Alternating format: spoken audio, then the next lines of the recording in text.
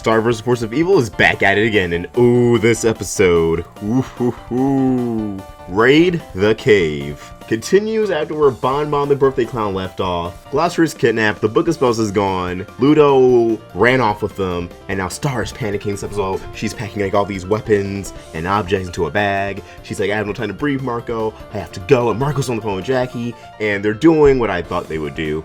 It seems like they're gonna have Jackie and Marco a thing, possibly even dating, but Star is blissfully unaware. Like, they're gonna have like Jargo stuff in the background going on, but for the most part Star isn't gonna really catch on until like the last 3 episodes. But that's not the only thing for Starco and Jargo that this episode set up. However, before I get into that, they go to Buffrog and he's like, yeah, I knew about Ludo, didn't you get all my letters? And it reminded me of Boring Mark, who's an artist on Tumblr. A while back, after Is Mystery aired on TV, made a comic of Buffrog saying like, oh, I have to tell Star, and since he's bad at handwriting, all the letters he wrote to Star was like unreadable, and Star and Marco just exchanged looks, and that's exactly what happened here. They thought it was drawings from all of his kids, so that was pretty funny. I'm glad that Boring Mark was actually kind of canon with that one. I'll link that in the description. He gives Star and Marco a map to all the secret entrances in the cave. They go in the cave, they start attacking. I actually really like the sequence, like Star and Marco riding on the Warnicorn, and it actually looked a lot better in the promo. I thought it'd be a lot more serious. It kind of played up for jokes here, but it was still kind of badass. They go in, Marco's karate chopping, Star's blasting spells, and then it turns out they're not even Ludo's minions. They're hipsters. They're hipster monsters. They're using the weapons to cut holes in all their clothing, to like have rips and stuff because it looked cool. So it's like, where's Ludo? Apparently he just moved out. It's abandoned, like he's gone. So Star thinks, well, how can we find Ludo and Glossaryck? And then she uses the all-seeing eye spell again, and I'll let it slide this time, but that is a dangerous spell to use. And I feel like they kind of set up because Marco's like, oh, what is that? And Star's like, oh, I guess you gotta do this in the other room, because she probably has guilt over using it, spying on Marco and Jackie. But also, if Marco catches on, he may be like, hey, this weird thing happened between me and Jackie when we were on my skateboard and the wheels popped. That could be another thing that Star was pretty much afraid of. So yeah, Marco is now aware that the all-seeing eye is a spell, and he peeked in on Star when she was using it, so he knows what it looks like. So Star uses it, and I feel like some of that stuff was setting up. We saw Tom again. Maybe that was just a quick Tom nod. Mr. and Mrs. Diaz, but we saw, is that the principal, I believe, at someone's door, and that seemed like that was there for setup reasons. Maybe he was going to Miss Haynes' house. I don't know why. Maybe they're seeing each other. Maybe she's trying to have an end inside Echo Creek so she can get her revenge on Marco and Star. And we do know Miss Haynes is going to play a role later in the season, so I'm just keep that in mind. Keep that in mind. And then she finds Glossaryck.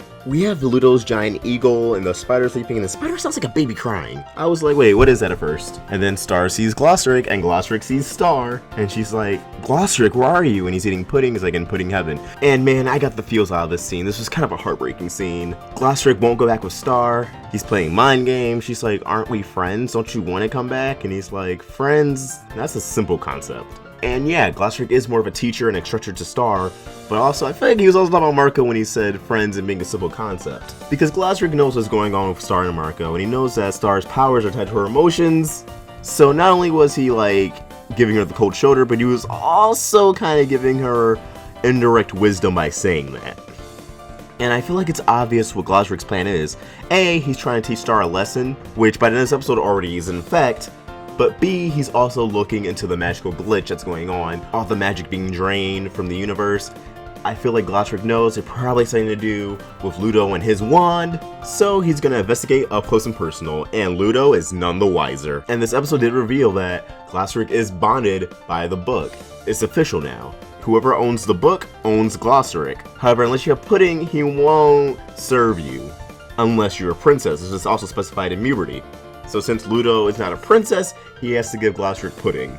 Also, earlier in the episode when we had Buffrog, he was singing to his babies, and he was singing a lullaby about driving the humans out of Mewni, so it's like, I know you lie with Star and you're anti-Ludo, but what is your moral code exactly lie, Buffrog? I wonder if that was setting up for a potential rivalry towards the end of the series, or maybe Buffrog actually sees Star as potentially unifying the monsters and humans back together, but right now he still has a hatred towards them. Maybe he knows Star will make a difference, because I feel like Star knows what the humans said it wasn't exactly right from what she does know about it. Anyway, Star tells Marco that Glossaryck is no longer part of the team, and Marco's like, yeah, Glossaryck just trained me as a team player, but that's just because Marco's not a princess, so why should Glossaryck respect him? He has, like, no reason to respect a mere mortal.